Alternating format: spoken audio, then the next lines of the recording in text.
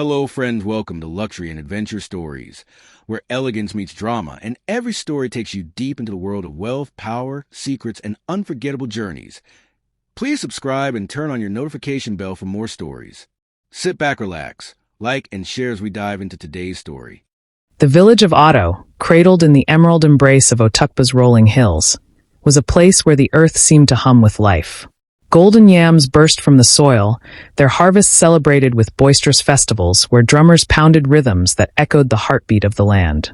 Under the silver glow of the moon, griots wove tales of gods and heroes, their voices rising like smoke over crackling fires. Children laughed, chasing fireflies, while elders sipped palm wine, their laughter mingling with the night breeze. Yet beneath this vibrant tapestry, a shadow coiled, a terror so ancient it seemed woven into the very roots of the hills. For 1,000 years, the beast known as Ikenga had haunted Audu. Its name, whispered only in dread, meant spirit of ruin in the old tongue. No one living had seen its full form, but the stories painted a creature of nightmare. Eyes like burning coals that pierced the soul, claws sharper than the finest iron, and a roar that could unravel courage like thread. It struck in the dead of night, silent as a shadow until it chose to be heard. Goats vanished from pens, their blood staining the earth in crimson sigils. Chickens were found torn apart, their feathers scattered like omens. Most chillingly, every few decades, a child would disappear, leaving only a mother's wail and a village cloaked in grief. The elders, their faces etched with time and worry, gathered in the ode, the sacred meeting hut, to recount the beast's toll. They spoke of warriors, brave, foolhardy souls, who had ventured into the forbidden forest to slay Ikenga. None returned. Their bones, bleached by time, lay scattered among the gnarled roots of that cursed place, a grim warning to any who dared dream of heroism. The forest itself seemed alive with malice, its trees twisted into grotesque shapes, as if recoiling from the beast's presence. Some said Ikenga was no mere animal but a spirit, bound to Audu by a curse older than the village itself. Yet amidst this pall of fear, a flicker of hope stirred. His name was Audu, a young man whose strength was the talk of Audu. At 20 summers, he stood tall as an iroko tree, his muscles rippling like the river Acolonia in flood. His eyes, dark and piercing, held a fire that spoke of destiny. The children followed him, begging for stories of his wrestling matches, where he had thrown men twice his age into the dust. The women whispered of his kindness, how he carried water for widows and carved toys for orphans. The men respected his skill, for Audu was the son of Ogbol, the village blacksmith, and had inherited his father's craft and courage. But what set Audu apart was not just his strength, it was his heart, a furnace of resolve that no fear could quench. One evening, as the sun bled red across the hills, the village gathered for the Ijelekwu, the festival of ancestors. The air was thick with the scent of roasted yams and smoked fish, and the Ojarinya dancers twirled, their beads clattering like rain. But the joy was brittle, for Ikenga had struck the night before. Old Mama Ahai, a widow known for her sharp tongue and sweeter yams, had lost her entire herd of goats. Their carcasses were found at dawn, strewn across her farm like a mockery of sacrifice. The village mourned, not just for the loss, but for the reminder that none were safe. As the festival's drums fell silent, an elder named Akala rose, his voice trembling with age and anger. "This beast mocks us," he said, his staff striking the ground. "It feasts on our lives, our hopes. Who will stand against it?" The crowd murmured, fear tightening their throats. Eyes darted to the forbidden forest, its silhouette looming like a predator at the edge of the village. No one spoke, for the weight of 1,000 years of failure pressed upon them. Then a shadow moved through the crowd. Audu stepped forward, his bare feet silent on the earth, his presence commanding the night. The firelight danced across his face, revealing a jaw set like iron and eyes that burned brighter than the coals of Ikenga. "I will go," he said, his voice low but clear, cutting through the murmurs like a blade.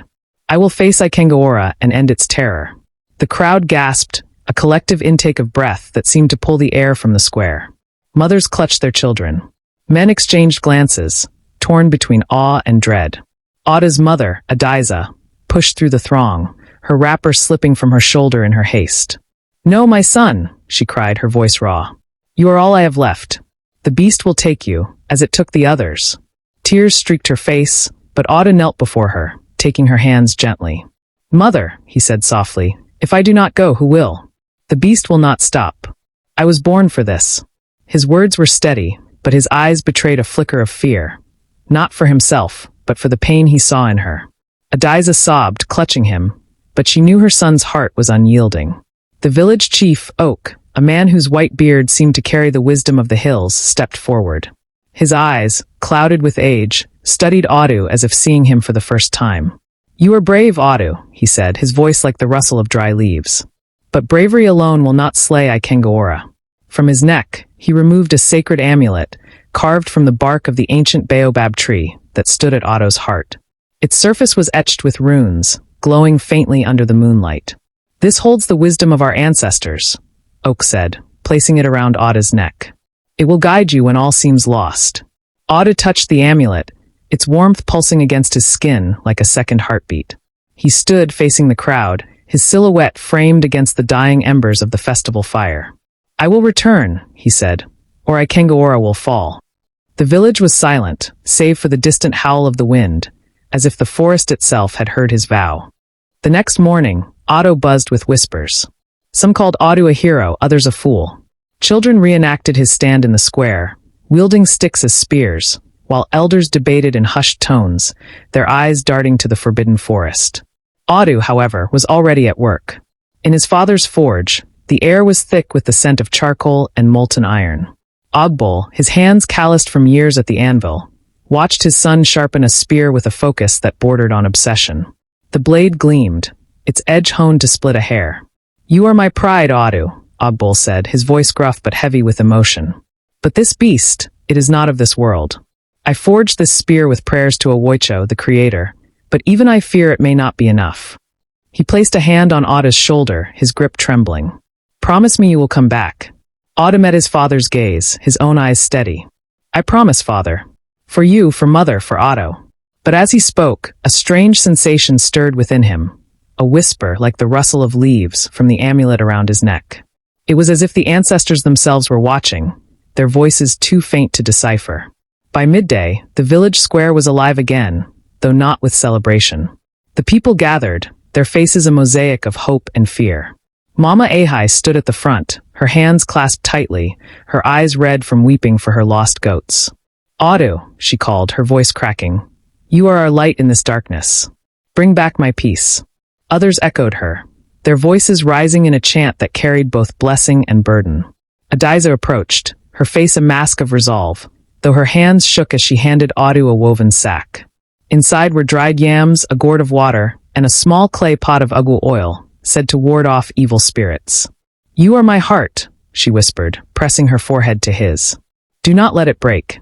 Audu nodded, unable to speak, the weight of her love heavier than any spear. As Audu prepared to leave, a figure emerged from the crowd, an old woman named Ahotu, the village's Eleku priestess, whose connection to the spirits was unmatched. Her eyes, milky with age, seemed to see beyond the mortal world. "Audu," she rasped, her voice like wind through reeds, "the beast is more than flesh. It is tied to Audu's soul. Seek the oracle by the river Acolonia before you enter the forest. She will show you the path." Her words sent a chill through the crowd, for the oracle, Een, was feared as much as revered, her visions both gift and curse. Audu nodded, his resolve unshaken but his mind racing.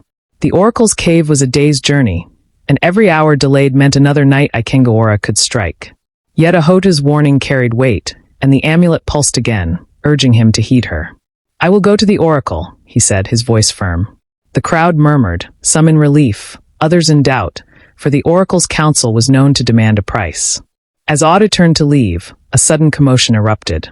A young boy, Okai, no older than 10, ran into the square, his chest heaving. "It's back," he screamed. Ikengaora *. "It took my sister's doll, and left this." He held up a claw, long and black, glistening with a strange, oily sheen. The crowd recoiled, and Audu's heart sank. The beast was taunting them, its presence closer than ever. He took the claw, its weight unnatural, and tucked it into his sack. "This ends now," he said, his voice a low growl. The village watched as Audu strode toward the hills, the amulet glowing faintly against his chest. Behind him, the drums began to beat, a slow, mournful rhythm that carried his promise into the wind. Audu held its breath, for their hope now rested on a young man who dared to challenge 1,000 years of terror. The journey to the river Acolonia was a pilgrimage through Otukpa's untamed heart. Audu trekked across sun-scorched savannas where guinea fowls scattered like feathered jewels, their cries sharp in the morning air. His sack, heavy with his mother's provisions, swung at his side, the claw from Ikengaora tucked deep within, its oily sheen a constant reminder of the beast's malice. The amulet around his neck pulsed faintly, its warmth a quiet reassurance as he navigated paths worn by generations of seekers. By dusk, the river's murmur reached him, a silver thread winding through hills that glowed amber under the setting sun. The cave of Een, the oracle, was no mere hollow in the rock. It was a wound in the earth, its mouth fringed with vines that seemed to writhe like living things. The air grew heavy, thick with the scent of damp stone and something sweeter. Incense, perhaps, or the breath of spirits. Audu paused at the threshold, his heart drumming a rhythm older than the village itself. He had heard tales of Een since childhood. A woman who spoke with the voices of the dead, whose eyes saw truths no mortal could bear. Some said she was ageless, others that she was no longer human. Steeling himself, Audu stepped inside, the amulet glowing brighter as if sensing the cave's power. Within, the darkness was alive. Flickering flames from a dozen clay lamps cast shadows that danced like ancestors in a trance. The walls glistened with moisture, etched with symbols Audu could not read, spirals, eyes, and jagged lines that seemed to pulse in the firelight. At the cave's heart sat Een, cross-legged on a mat of woven raffia, her body draped in a cloak of black feathers. Her face was hidden in shadow, but her hands, gnarled as tree roots, moved ceaselessly, tossing herbs into a smoldering brazier. The smoke curled upward, forming shapes, faces, claws, a fleeting glimpse of Audu's baobab tree, before dissolving into the gloom. Audu, son of Ogbol, Een said without looking up, her voice a low rasp that seemed to come from the cave itself. You carry the hopes of Audu, but also its curse. Audu froze, his spear heavy in his hand. How did she know his name? The amulet burned against his chest, and he felt a strange urge to kneel. Instead, he stood taller, his voice steady. I seek your guidance, Mother Een. I must slay Ikengaora. Een's head tilted, and for the first time, Audu saw her eyes, milky white, unblinking, like twin moons in a starless sky. She rose, her movements fluid despite her age, and circled him, her feathers rustling like whispers. Slay, she murmured, her tone mocking. You think a spear can end 1,000 years of terror? Ikengaora is no mere beast, boy. It is bound to Audu by an ancient curse, born of greed and betrayal. Only one with a pure heart and cunning mind can break it. Audu's breath caught. A curse? The elders had spoken of Ikengaora as a creature, not a spirit tied to Audu's soul. What curse? He asked, his voice barely above a whisper. Een's lips curled into a smile that was both kind and cruel. That is not for me to reveal. The forest will show you, if you survive its tests. Beware, Audu, for it tests the soul, not the body. Doubt, fear, pride, these are its weapons. She turned to the brazier, her hands weaving through the smoke. Her eyes rolled back, revealing only white, and her body swayed as if caught in a storm. The cave seemed to shrink, the air pressing against Audu's skin. I see a golden heart, stolen from the earth, Een intoned, her voice layered with echoes. Blood on the altar, a vow broken. Audu weeps, and Ikengaora feeds. Her words hung like a storm cloud, heavy with meaning Audu could not yet grasp. Then abruptly she stilled, her eyes snapping back to him. You are brave, but bravery is not enough. You must be wise. From beneath her cloak, Een produced a small vial, no larger than a thumb, filled with a liquid that glowed like moonlight trapped in glass. The tears of the moon, she whispered, pressing it into his hand. Its warmth startled him, as if it held a pulse. Use it wisely, Audu. It will blind what sees, reveal what hides. But it is one gift and one alone. Her gaze pierced him, and for a moment he felt as if she saw every fear he had ever buried, his mother's tears, his father's trembling hands, the weight of a village's hope. Before he could speak, a low rumble shook the cave, and the lamps flickered. Een's head snapped toward the entrance, her face tightening. It knows you are here, she hissed. Asterisk Ikengaora asterisk senses your intent. Go now, before its eyes find you. Audu's heart raced, the claw in his sack suddenly heavy. He bowed, clutching the vial, and backed toward the entrance. As he stepped into the night, Een's voice followed him, soft as a curse. The forest waits, Audu. Do not let it claim you. He ran, the river's song fading behind him, his mind a whirl of questions. A curse, a stolen heart, a forest that tested the soul. What did it mean? The amulet pulsed, its light guiding him back to the path. By the time he reached a safe clearing, the stars were bright above, and his heart was heavy but determined. He would face the forest, and whatever truths it held. At dawn, Audu stood at the edge of the forbidden forest, its silhouette a jagged scar against the rising sun. The trees were unlike any in Otukba, twisted into shapes that seemed to scream, their branches clawing at the sky. The air was thick, heavy with the scent of rot and something sharper, like blood long spilled. Shadows danced between the trunks, though no breeze stirred the leaves. Audu's grip tightened on his father's spear, its iron tip gleaming with the prayers Ogbol had whispered during its forging. At his side hung a cowhide shield, sturdy but worn, and around his neck, the amulet glowed faintly, a beacon in the gloom. In his sack, the vial of Moon's tears rested beside the claw, both gifts and burdens. He stepped forward, the forest swallowing him like a beast's maw. The ground was soft, carpeted with moss that muffled his steps, but every snap of a twig sent his heart racing. The trees whispered secrets in a language he could not understand, their voices rising and falling like a distant chant. Strange cries echoed, hoots, shrieks, and once a low growl that made his skin prickle. He moved carefully, his eyes scanning the undergrowth. A flash of movement caught his attention, and he froze as a python, long as a canoe and thick as a man's thigh, slithered past, its scales glinting like polished stone.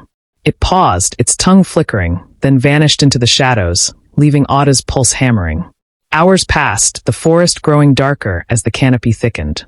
The amulet pulsed, guiding him deeper, though each step felt like a descent into a dream. He found signs of Ikengaora, claw marks gouged into tree trunks, deep enough to split the wood, patches of earth stained with dried blood, and once a single feather black and oily, like the claw in his sack. His fingers brushed the vial, its glow a comfort, but Ian's warning echoed, use it wisely. He would save it for the beast. By nightfall, Audu reached a clearing, a scar in the forest's heart. The ground was littered with bones, some animal, others human, their surfaces etched with claw marks.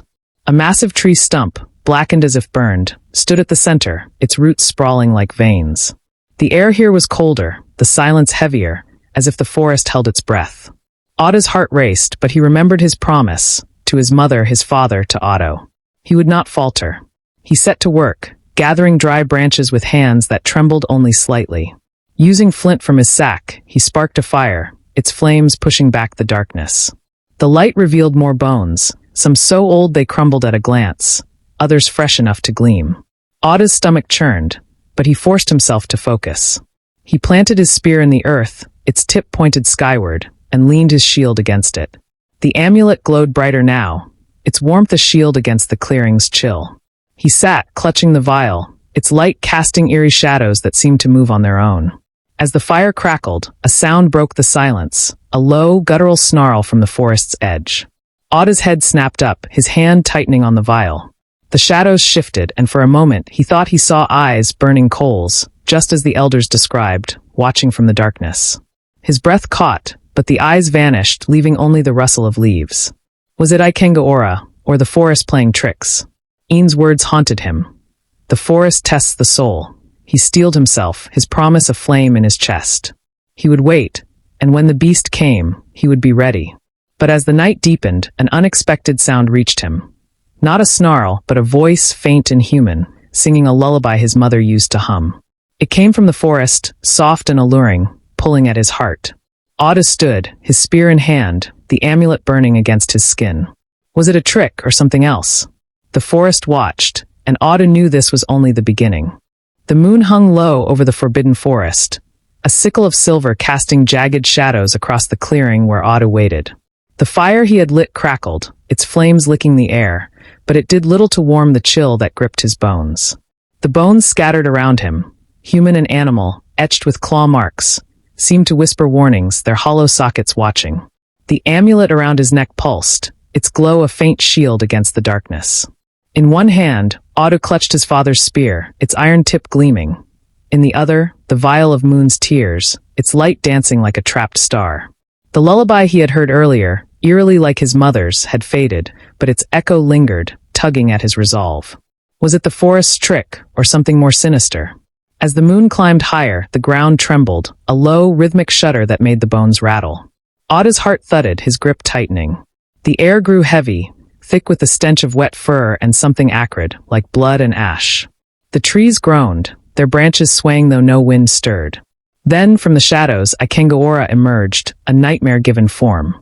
It was hulking, taller than two men, its matted fur black as a starless night, streaked with veins of crimson that pulsed like rivers of fire. Its eyes burned like coals, not red but white-hot, searing into Audu's soul. Jagged fangs protruded from a maw that dripped with saliva, and its claws, long as daggers, glinted with a metallic sheen. The beast's roar shook the trees, a sound so deep it seemed to claw at Audu's very bones, unraveling his courage. Audu stood his ground, though every instinct screamed to flee. "For Audu," he whispered, planting his feet. He thrust his spear, aiming for the beast's chest, but the blade skidded off its hide, sparking as if striking stone. Ikengaora snarled, its eyes narrowing, and swiped with a claw. The force was like a storm, tearing Audu's cowhide shield to shreds in a single blow. Splinters flew, grazing his arm, and he stumbled, pain flaring. The beast lunged, its jaws snapping inches from his face, but Audu's agility saved him. He rolled, springing to his feet with the grace of a leopard, his breath ragged but his resolve unbroken. The clearing was a battlefield now, the fire casting wild shadows as man and beast circled. Audu's mind raced. Brute strength was useless against a hide like iron. He needed a plan, but Ikengaora gave him no time. It charged, its claws raking the earth, and Audu dodged again, narrowly avoiding a blow that splintered the blackened tree stump behind him. Then he remembered the vial. Ian's words echoed, "It will blind what sees." With a prayer to Awoicho, the creator, Audu uncorked the vial and hurled its glowing liquid at the beast's eyes. The tears of the moon struck true, splashing across Ikengaora's face. The beast reared back, its roar turning to a howl of agony that echoed through the forest. Its eyes sizzled, the white-hot glow dimming to a sickly gray, and it clawed at its face, staggering. The liquid burned like starfire, and for a moment, Audu thought he had won. But Ikengaora's howl shifted, becoming a guttural laugh, a sound no beast should make. "Fool!" It growled, its voice like gravel and thunder, the first time it had spoken. "You wound me, but you cannot end me." Before Audu could react, the beast turned, its massive form melting into the darkness, leaving only the stench of its fury and a trail of scorched earth. Audu stood frozen, his chest heaving, the empty vial dangling from his hand. The beast could speak. The realization hit him like a blow. Ikengaora was no mere animal, but something ancient, intelligent, tied to the curse Ian had spoken of. His spear was useless, his shield gone, and the vial spent. Brute strength wouldn't win. He needed to outsmart this creature. As the fire died to embers, Audu sank to his knees, the amulet's glow his only comfort. The forest seemed to watch, its silence mocking. He had survived, but at a cost, and the beast was still out there, waiting. Wounded and weary, Audu stumbled through the forest, the dawn's first light barely piercing the canopy. His arm bled where the shield's splinters had grazed him, and his body ached from the battle's toll. The spear, still clutched in his hand, felt heavier now, its blade dulled from striking Ikengaora's hide. The amulet pulsed faintly, guiding him to a stream that glittered like a ribbon of stars. Its waters sang softly, a stark contrast to the forest's menace. Audu knelt, splashing his face, the cold biting his wounds but clearing his mind. He drank deeply, then bandaged his arm with strips torn from his wrapper, his mother's Audu oil soothing the pain. Exhaustion pulled at him, and he leaned against a smooth boulder, the stream's murmur lulling his senses. His eyes closed and sleep claimed him, but it was no ordinary rest. The world shifted, the forest fading into a realm of mist and light. Audu stood in a vast plain, the sky above shimmering like a river of stars. Figures appeared, their forms translucent, their faces glowing with the wisdom of ages. They were his ancestors, men and women of Audu, their eyes kind but stern, their voices a chorus that resonated in his chest. "Audu, son of our blood," they said, their words like wind through the baobab. "You have faced Ikengaora, but you have not defeated it. The beast is tied to the curse of greed, born long ago when Audu's first chief, Okoli, stole from the earth's spirit." Audu listened, his heart heavy. The ancestors wove a tale. Okoli, driven by pride, had taken a golden idol from a sacred grove, the heart of the forest, angering the spirit that guarded it. The spirit summoned Ikengaora, a guardian and avenger, to punish Audu until the idol was returned. "The beast feeds on Audu's fear," they said. "Find the heart of the forest, where the curse began." Only there can it be broken. Audu's mind reeled. A stolen idol? The elders had never spoken of this shame. How do I fight it? He asked, his voice trembling. The ancestors smiled, their light warming him. With more than steel, they said. We give you a chant, born of our bond with the earth. They sang, their voices weaving a melody that was both song and prayer, its words in the old Idoma tongue Audu barely knew. The chant was power, a rhythm that pulsed like the amulet, promising to weaken Ikengaora's spirit. Carve its symbols on your spear, they instructed. Let it carry our strength. But as the vision faded, one ancestor, a woman with eyes like his mother's, lingered. Beware, Audu, she whispered. The forest will tempt you with what you love most. Trust the amulet, not your heart. Her words chilled him, echoing the lullaby from the clearing. Before he could ask more, the mist dissolved, and he awoke by the stream, the sun now high. His body ached, but his spirit felt renewed, the chant burning in his memory like a brand. Audu drew his knife, its blade worn but sharp, and set to work on his spear. The wood was hard, but he carved with care, etching the symbols the ancestors had shown him. Spirals for the earth, stars for the sky, and a crescent for the moon. Each stroke was a prayer, each symbol a promise. As he worked, the amulet glowed brighter, and the spear seemed to hum, its weight lighter, its balance truer. He tested it, thrusting at the air, and felt a surge of power, as if the ancestors' hands guided his own. But as he finished, a shadow passed overhead, too swift to be a bird. The stream song faltered, and the air grew cold. Audu gripped the spear, his eyes scanning the trees. A twig snapped, and from the undergrowth came a sound. Not a snarl, but a child's laugh, soft and familiar, like his lost cousin's voice from years ago. The amulet burned against his chest, a warning. The forest was watching, and its tests had only begun. Audu pressed deeper into the forbidden forest, each step heavier than the last, as if the earth itself resisted his advance. The air was thick, laced with the scent of damp moss and something ancient, metallic, like blood long spilled. The trees grew denser, their gnarled branches weaving a canopy that choked the sunlight, casting the world in a perpetual twilight. The amulet around his neck pulsed with warmth, a steady rhythm guiding him through the labyrinth of roots and shadows. Its glow, faint but unwavering, was his only compass in this place where paths seemed to shift and twist like serpents. The child's laugh he had heard by the stream lingered in his mind, a haunting echo that tugged at memories of his lost cousin, Eno. Was it the forest's trick, as the ancestors warned, or something more? He gripped his spear, its newly carved symbols, spirals, stars, and crescents, gleaming faintly, infused with the chant's power. The forest tested him at every turn. Vines snagged his ankles as if alive, and strange cries, half human, half beast, echoed from unseen corners. Once, a shadow darted across his path, too swift to be Ikengaora, leaving behind a single black feather that burned his fingers when he touched it. The amulet flared, and he dropped the feather, its edges smoldering into ash. Audu's heart raced, but the ancestors' chant steadied him, its rhythm a shield against the forest's malice. He whispered it under his breath, the old Idoma words flowing like a river. Asterisk awoicho qui, ala qui, abochi qui asterisk, Creator, Earth, Spirit, be strong. As noon passed, though the sun was barely visible, the amulet's warmth surged, pulling him toward a grove that glowed with an unnatural light. The trees parted, revealing a clearing unlike any other, a place where the air hummed with energy, as if the earth itself breathed. At its center stood a massive stone altar, its surface weathered but etched with ancient runes that pulsed with a faint green glow. The symbols were like those on his spear, but older, deeper, carved by hands long turned to dust. The altar was flanked by towering baobab trees, their roots sprawling like the fingers of a giant, and the ground shimmered with flecks of crystal, catching the grove's eerie light. Audu's breath caught. This was the heart of the forest, the place the ancestors had spoken of, where the curse began. He approached the altar, his spear raised, senses sharp. The air grew heavier, the hum rising to a low thrum that vibrated in his chest. The amulet burned against his skin, its light now a beacon that matched the altar's glow. But before he could touch the stone, the ground shook, and a roar shattered the silence, a sound so raw it seemed to tear the air apart. Ikengaora lunged from the shadows, its hulking form filling the grove with dread. Its matted fur, streaked with crimson, seemed to drink the light, and its jagged fangs glinted like iron.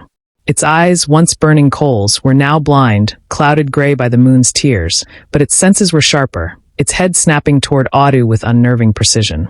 It moved with a predator's grace, its claws raking the earth, leaving deep gouges that smoked faintly. Audu's heart pounded, but he stood his ground, the ancestors' chant rising in his throat.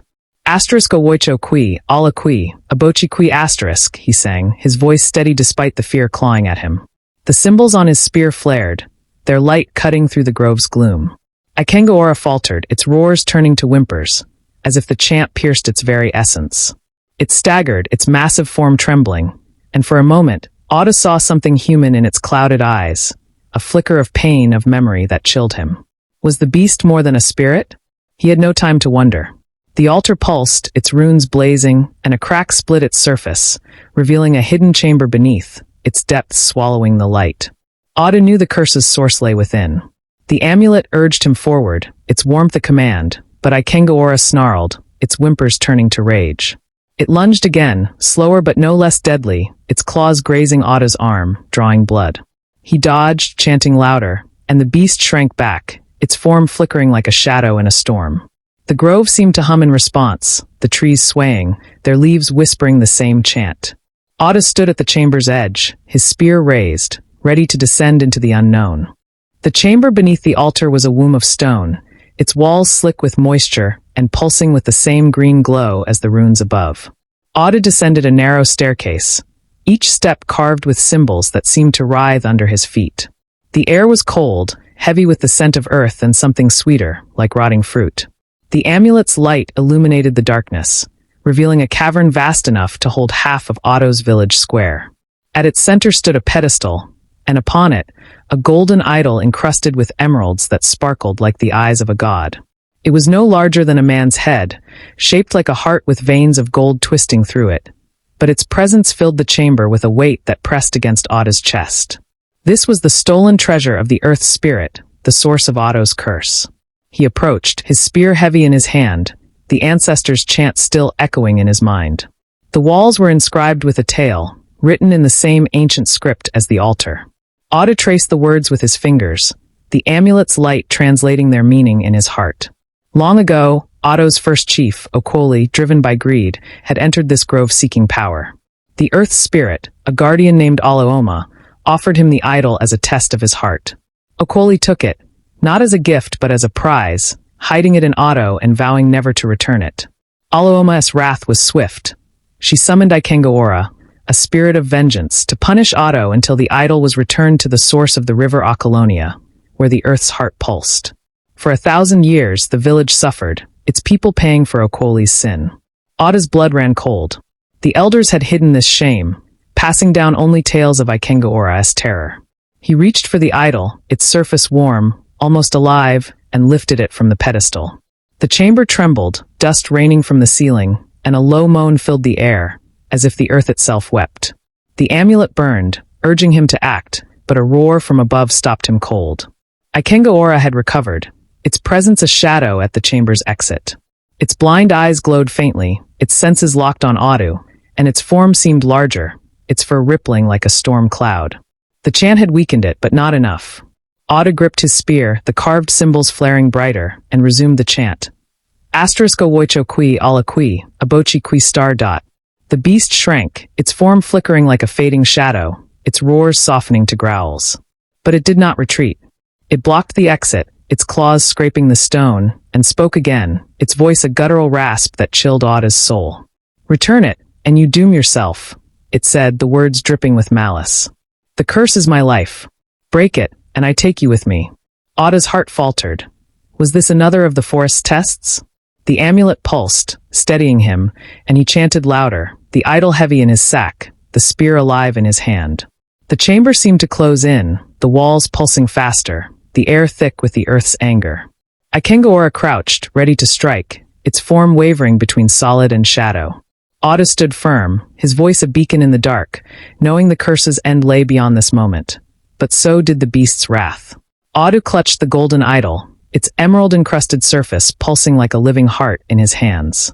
The chamber beneath the altar trembled, its walls groaning as if the earth itself raged against his theft. Ikengaora's warning echoed in his mind. Break it, and I take you with me. But the amulet around his neck burned with a fierce warmth, urging him onward. He scrambled up the stone staircase, his enchanted spear in one hand, its carved symbols glowing like stars. The beast's roar shook the grove above, a sound that was both fury and desperation.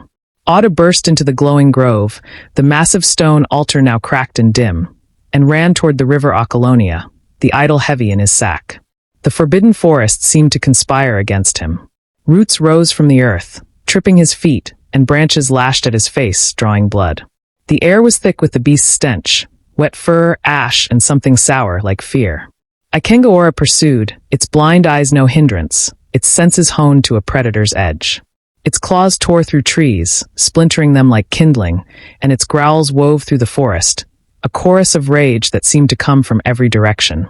Audu chanted the ancestors' words. Asterisk owoicho qui, ala qui, abochi qui asterisk. His voice a thread of defiance against the chaos.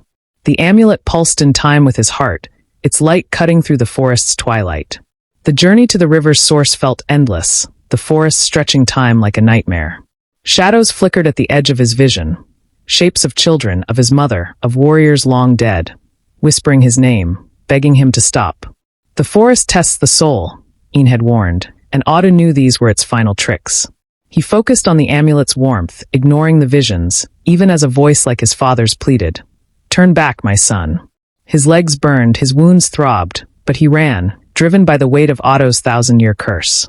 At last, he reached the source of the river Acolonia, a sparkling spring that bubbled from a circle of smooth stones, its waters glowing with an ethereal light.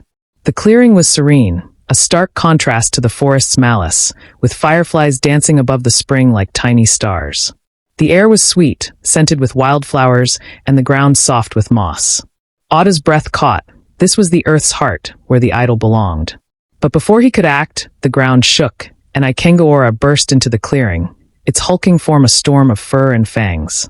Its blind eyes glowed faintly, its claws glinting, and its roar was a lament, as if it knew its end was near. Audu faced the beast one last time, the village's fate in his hands. He planted his feet, the idol tucked in his sack, and raised his spear, its symbols blazing. For Audu, he whispered, his voice steady. Ikengaora lunged, faster than ever, its claws aimed at his heart. Audu dodged, rolling across the moss, and began the chant's final verse, taught by the ancestors in his dream. Asterisk alaoma, quiene bio, abochi jei asterisk. Earth spirit, rise in peace, let the curse end.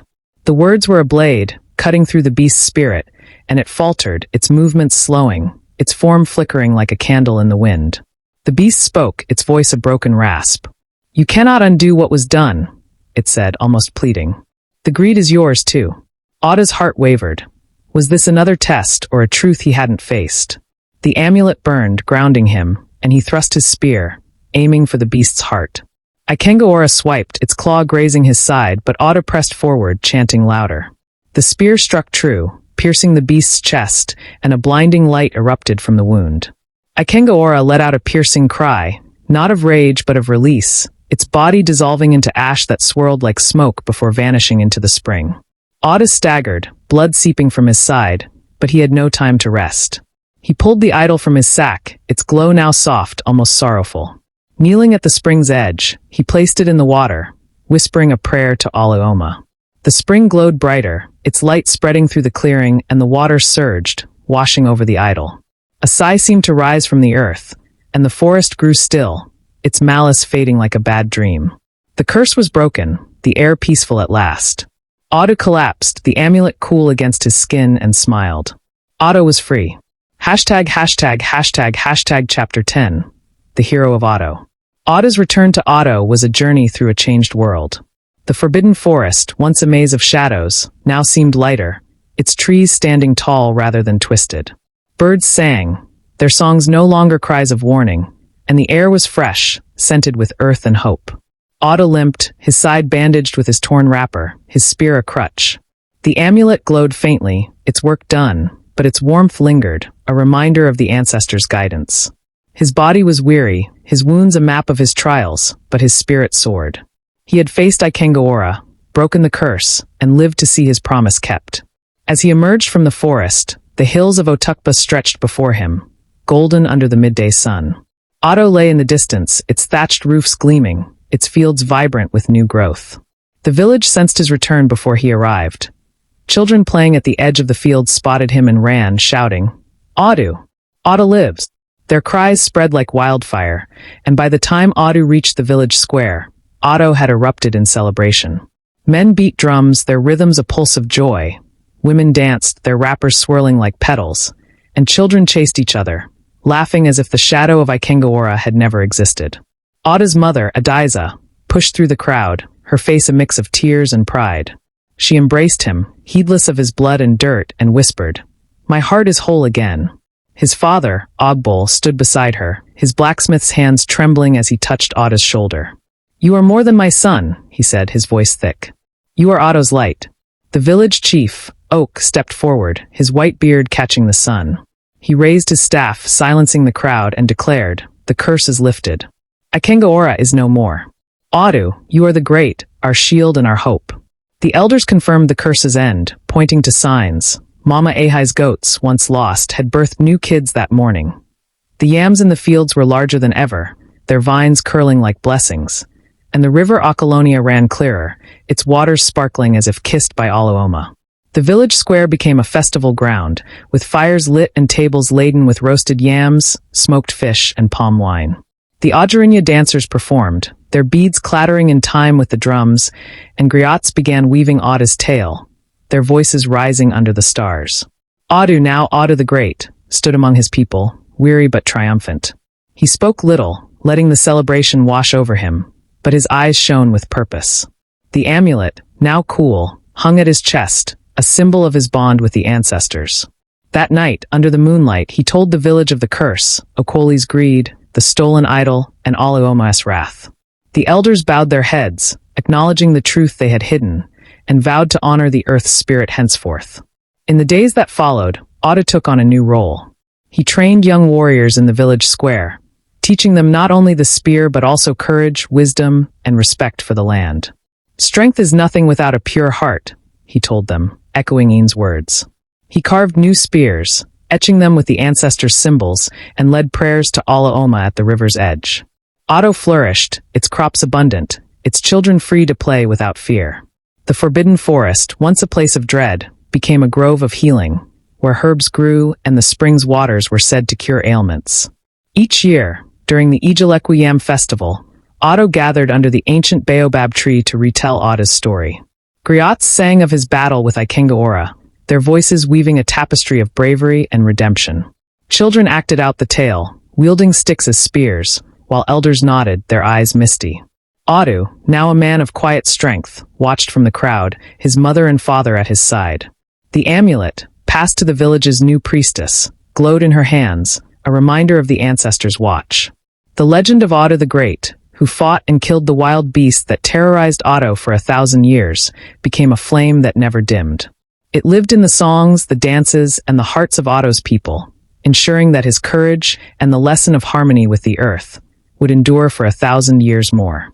Thank you for watching today's episode of Luxury and Adventure Stories, where every tale is draped in elegance but stitched with real emotion.